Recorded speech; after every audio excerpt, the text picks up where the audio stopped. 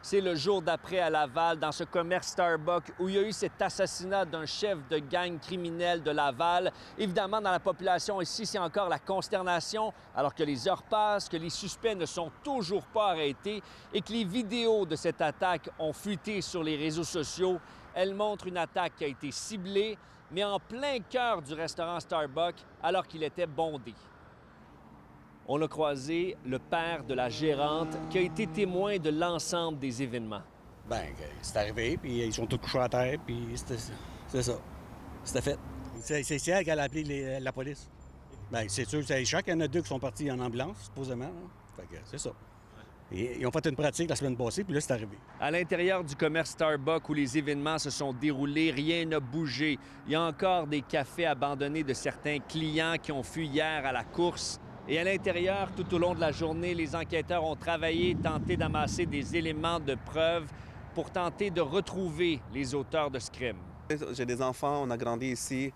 Fait que, on allait souvent au Starbucks, fait que c'est sûr que ça fait peur à tout le monde. Bien, c'est un peu inquiétant, parce que je travaille juste ici à la clinique. Oui. Puis en plein jour à Laval, c'est surprenant. Des médecins d'une clinique médicale située en face du Starbucks sont venus en aide aux victimes dans les minutes suivant la fusillade. Il y a donc un médecin, un anesthésiste et des infirmières qui sont venus prêter main forte aux victimes. On a constaté le décès d'une personne, un autre avait des blessures par balle aux jambes et aux bras, et une troisième victime avait plusieurs balles dans l'abdomen et était en difficulté respiratoire. L'anesthésiste lui a installé un cathéter. Il sera rapidement envoyé à l'hôpital Sacré-Cœur où son état s'est finalement stabilisé. Ici, à la clinique médicale, on est convaincu que l'aide qu'on a apportée à cette troisième victime a fait toute la différence et ça lui a permis d'avoir la vie sauve. La police sait très bien quel véhicule est recherché. Il a été filmé à de multiples reprises par des caméras qui quadrillent le secteur. Il s'agit d'une voiture grise. Les hommes qui en sont sortis étaient cagoulés et fait à savoir, ils sont arrivés bien avant leur victime.